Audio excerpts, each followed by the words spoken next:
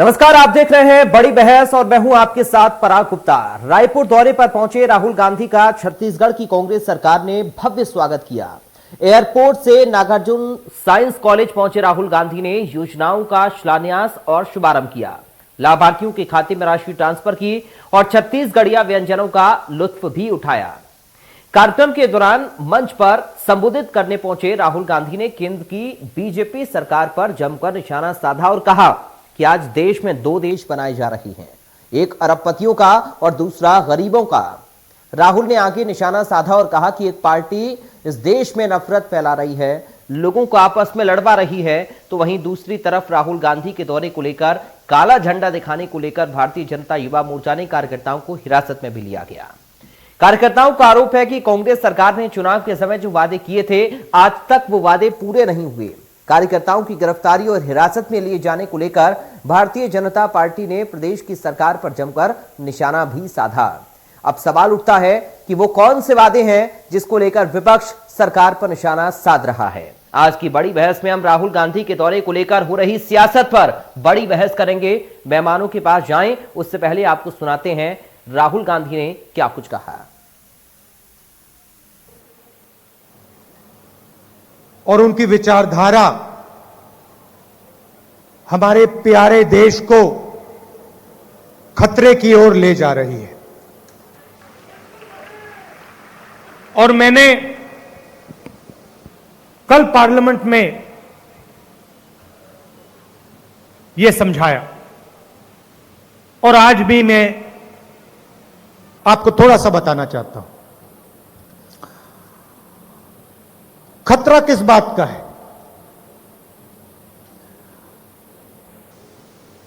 सबसे पहला खतरा, भयंकर खतरा, बीजेपी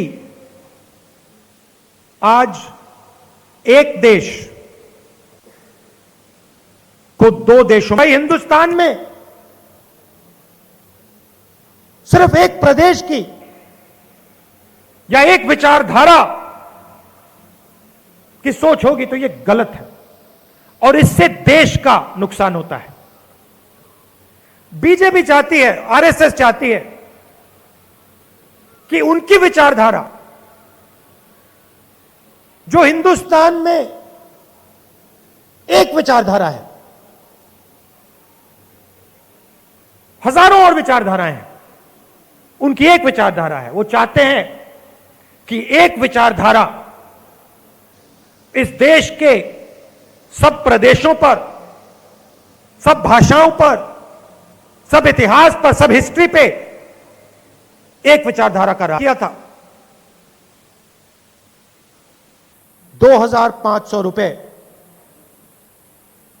चाहे कुछ भी हो जाए छत्तीसगढ़ के किसान को मिलेगा और हमने करके दिखाया है। और चुनाव के समय हमने नेताओं से बात की थी और उस समय हमने कहा था कि किसान के साथ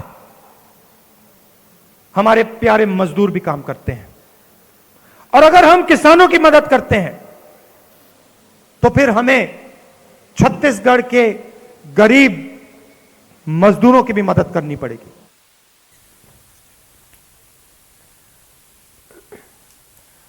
तो राहुल गांधी के दौरे को लेकर क्या कुछ कहा है भारतीय जनता पार्टी के नेता ने, वो भी आपको सुनवाते हैं।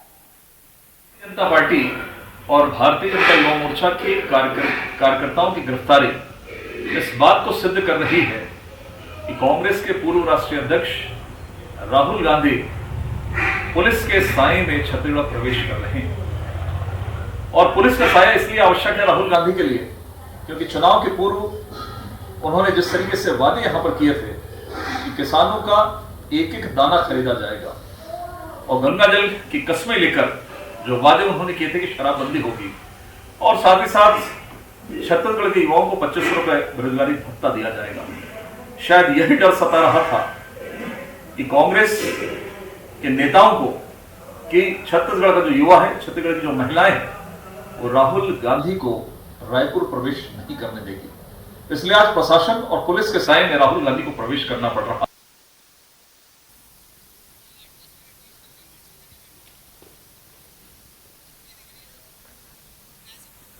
और ये 8 तस्वीरें हम आपको दिखा रही हैं राहुल गांधी के दौरे की।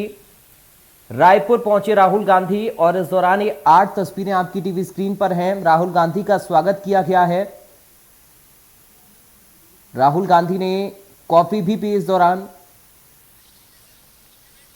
और उनके स्वागत में सांस्कृतिक कार्यक्रम भी आयोजित किए गए। तो ये राहुल गांधी के दौरे की 8 अलग अलग तस्वीरें उनके प्रोग्राम की हम आपको दिखा रहे हैं।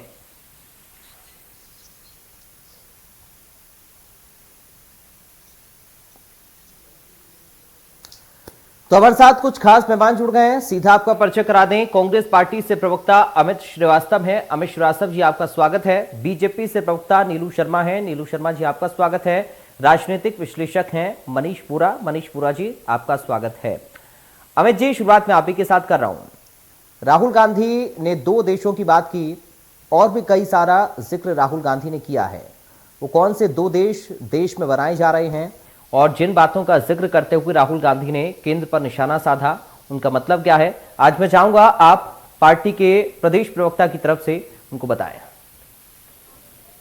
जी, निश्चित तौर पे देखिए, राहुल जी का दौरा था और जिसका शिलान्यास वो करने आए थे, उसके अलावा जब उनकी स्पीच हुई तो उन्होंने कहा कि इस देश में जो सरकार है वो जो हमारा देश है एक गुलदस्ते की तरह है, जिसमें अलग अलग प्रदेशों की अलग अलग बोली है, अलग अलग संस्कृति है, रीति नीति है, अस्मिता है। लेकिन अगर आप देखेंगे तो ये सरकार कहीं ना कहीं संवैधानिक संस्थाओं को तोड़ने का काम कर रही है और जो संवैधानिक संस्था हो तो उसको जिस प्रकार से तोड़ने मरोड़ने का काम कर रही है और लोकतंत्र में, संविधान में, संघीय ढांचा में सरकार जो होती है उसे सब प्रदेशों का ध्यान रखना चाहिए। लेकिन हम देख रहे हैं कि ये सरकार जो है वो लगातार उसकी कथनी और करनी में डिफरेंस है और लगातार अगर आप देखेंगे तो आज छत्तीसगढ़ में जो सरकार है, आज उस सरकार के कार्यकाल के 3 वर्ष लगभग हो गए हैं और ये नवा छत्तीसगढ़ जो हम गढ़ने जा रहे हैं उसमें स्वाभिमान भी है, अभिमान भी है और न्याय के 3 वर्ष का छत्तीसगढ़। निश्चित तौर पे जब उन्होंने वो प्रदर्शनी देखी जहां छत्तीसगढ़ के हर जिले से लोग आए थे, फिर चाहे दंतेवाड़ा का वो कपड़ा हो और बस्तर की वो कॉफी हो, तो राहुल जी ने आज पी, तो उन्होंने हमारे मुख्यमंत्री जी से कहा कि आप इस कॉफी को प्रदेश और देश तक ही सीमित मत रखिए, इसको विदेशों में भी पहुंचाइए। उसी प्रकार से न्याय योजना के उन्होंने कहा कि जो 6,000 रुपए आप दे रहे हैं उससे ज्यादा भी आप लोगों को देना चाहिए और देना चाहिए, मुझे ऐसा लगता है। उसी प्रकार से उन्होंने पूरी बातों को बहुत ही विस्तृत ढंग से रखा कि कैसे इस देश में आज जो उन्होंने कल स्पीच भी दिया था, आप अगर उसको सुने होंगे तो उसमें उन्होंने कहा था, एक भाजपा के साथी ने उठ के कहा लोकसभा में कि आप ये गलत बात कह रहे हैं, तो बोले आप समझ नहीं पाएंगे क्योंकि मेरे जो पूर्वज हैं 15 साल जेलों में रहे आजादी दिलाने के लिए, मेरी दादी को 32 गोली लगी थी, मेरे पिताजी ने खून बहाया है, तो आप उसकी कीमत नहीं समझेंगे जो मैं आपको बता रहा हूं। हमें पीड़ा होती है, हमें दर्द होता है, जिस देश को हमने सींचा है, जिस देश को हमने बनाया है और जिस देश के लिए आम जनता ने यहाँ तक आजादी की लड़ाई लड़ी और आज इस मुकाम पे पहुंचाया है, अगर उसमें संवैधानिक संस्थाओं को तोड़ा मरोड़ा जाएगा, प्रजातांत्रिक मूल्यों की हत्या की जाएगी, जिस प्रकार से लोकतंत्र का अपहरण एक बार नहीं बार बार किया जाएगा, कई बार किया जाएगा, तो ये दुखद पहलू है। सारी चीजों को आज विस्तृत ढंग से उन्होंने बताया और ये कहा कि आज हम ऐसा करने भाजपा को नहीं देंगे। हम जो ये देश को एक दो भारत के जो ले जा रहे हैं, जिस प्रकार से उन्होंने कहा कि 40% जो देश के गरीब लोग हैं उसके अनुपात में भाजपा के 100 जो कॉर्पोरेट मित्र हैं उनके पास उतनी संपत्ति है। भाजपा ने कल जो बजट पेश किया, आप देखिए उसमें गरीबों के लिए कुछ नहीं है। भाजपा का गरीबों का मतलब है अडानी, ग से गौतम, री से रिलायंस और ब से बाबा रामदेव। ठीक है नीलू शर्मा जी, कौन से ऐसे मुद्दे हैं जिनको प्रदेश की सरकार ने पूरा नहीं किया और वादा किया था चुनाव से पहले, जिनको लेकर भाजपा ने आज प्रदर्शन किया है? देखिए पराग जी, मुद्दे तो बहुत से ऐसे हैं जो कांग्रेस की 3 वर्षों की सरकार ने उन मुद्दों को अभी तक के पूरा नहीं किया है। कांग्रेस की जन घोषणा पत्र कांग्रेस के राष्ट्रीय पूर्व अध्यक्ष राहुल गांधी जी के द्वारा राजनांदगांव में 2018 के समय में जारी किया जाता है। उस समय इन्होंने उस जन घोषणा पत्र में किसानों के लिए वायदे किए, युवाओं के लिए वायदे किए, महिलाओं के लिए वायदे किए, व्यापारियों के लिए वायदे किए, उद्योगपतियों के लिए वायदे किए। तमाम छत्तीसगढ़ के जो जनता है उनके हित को देखते हुए इन्होंने वो जन घोषणा पत्र जारी किया। मैं बात करूंगा पराग जी की 3 वर्ष के बाद राहुल गांधी जी आए हैं। राजीव गांधी ग्रामीण भूमि जो किसान श्रम योजना और राजीव गांधी युवा मितान योजना की शुरुआत करने, निश्चित रूप से कांग्रेस के पूर्व राष्ट्रीय अध्यक्ष सीनियर लीडर है, छत्तीसगढ़ की यहाँ कांग्रेस में सरकार है, बिल्कुल आए। लेकिन वो आते हैं तो सबसे पहले यहाँ पर भाजयुमो के कार्यकर्ताओं को रातों रात उठा लिया जाता है, रातों रात उनके ऊपर जो है गिरफ्तारी की कार्रवाई की जाती है। मैं राहुल गांधी जी के इस विजिट को एक फ्लाइंग विजिट के अलावा और कुछ नहीं मानता। आए तो वो सिर्फ एक फीता काटने के दृष्टिकोण से यहाँ पर आए थे। अपनी योजनाओं का जो उन्होंने मंच के माध्यम से उन्होंने जो विषय रखा, 2018 में जो उन्होंने जन घोषणा पत्र उन्होंने जारी किया, गंगा जल की कस्में खाई थी, उसमें उन्होंने कहा था कि 2500 रुपया में हम जो है समर्थन मूल्य में धान खरीदेंगे, किसानों के सारे कर्ज माफ करेंगे, बिजली बिल हाफ करेंगे, उसके अलावा किसान का एक एक दाना समय पर हम खरीदेंगे, महिलाओं की जो महिला समूह है उनका हम जो है कर्ज को माफ करेंगे। ऐसे तमाम बड़े वायदे, शराबबंदी के विषय को लेकर भी उन्होंने कहा था कि हमारी सरकार आती है तो हम शराब बंद कर देंगे। और ये इन्होंने कहा था कि हमारी सरकार आएगी और 10 दिवस के भीतर ये सारे जो बड़े वायदे हैं जिसको हम पूरा कर लेंगे। आज 3 साल होने जा रहे हैं। भारतीय जनता पार्टी की सरकार 15 साल रही है। गांव गरीब किसान यहाँ पर हमने काम किया, विकास किया,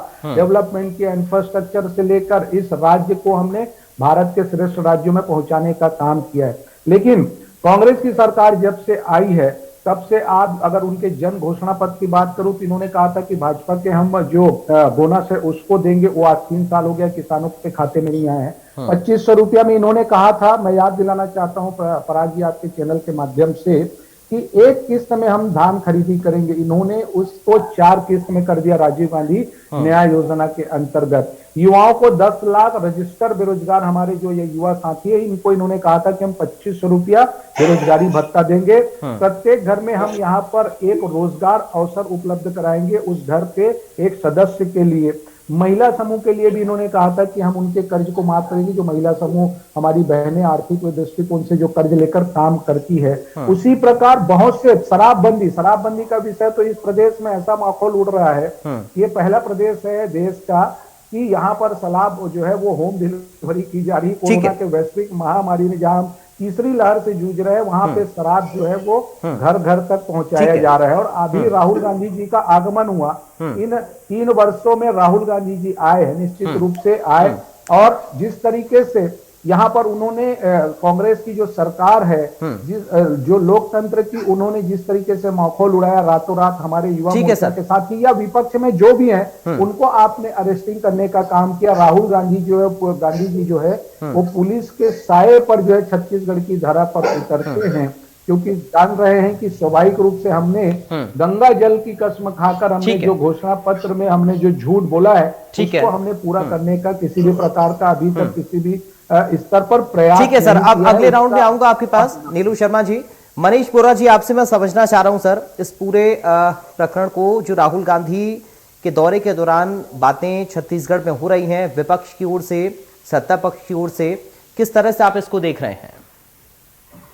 देखिए पराग जी, ऐसा है कि राहुल गांधी जी का बहुप्रतीक्षित दौरा था और इसके पहले मुझे लगता है कम से कम 6-7 महीने से ज्यादा समय हो गया जब छत्तीसगढ़ में नेतृत्व को लेकर के दिल्ली में जो है खींचतान चल रही थी। उस दरमियान जो है भूपेश बघेल जी ने इस बात को कहा था कि मैं मुख्यमंत्री के रूप में उन्हें आमंत्रित करने गया हूं और उन्होंने अपनी स्वीकृति दी है, लेकिन उसके बाद उनका दौरा नहीं हो पाया। वो दौरा मुझे लगता है कि अभी हुआ है और उसमें उस दौरे के जो राजनीतिक संदेश जो जाते हैं वो आने वाले समय में देखने को मिलेंगे। जिस प्रकार से वे आए हैं, उनके साथ में जो पूरा घटनाक्रम उनके आने से पहले और उनके आने के दरमियान जो घटनाक्रम पूरा घटा है, कांग्रेस में अंदरूनी रूप से और बाहरी रूप से भी वो दोनों के जो परिणाम है वो आने वाले समय में देखने को मिलेंगे। जो कांग्रेस की जो राजनीति है, उस राजनीति में कहते हैं ना कि अंगार के ऊपर बिछी हुई राख जैसा जो नजर आ रहा है, वो कहीं बाद में वो अंगार जो है वो शोले के रूप में देखने को मिल सकती है। जो बड़ा एक यहाँ छत्तीसगढ़ में वो चल रहा है कि जिस प्रकार से नेतृत्व को लेकर के जिस प्रकार से सवाल उठ रहे थे,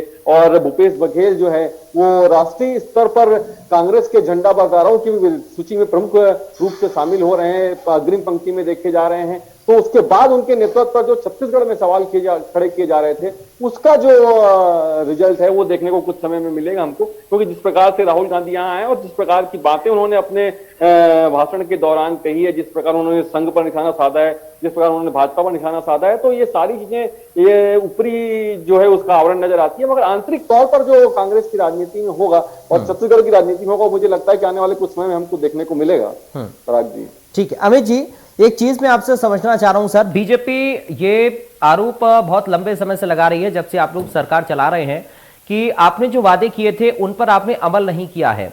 छत्तीसगढ़ की सरकार इस बात का दावा करती है कि हमने एक बेहतर शासन देने की कोशिश की है और हम दे भी रहे हैं। आगे आने वाले वक्त में भी आप लोग सरकार बनने का दावा कर रहे हैं उसी शासन के दम पर।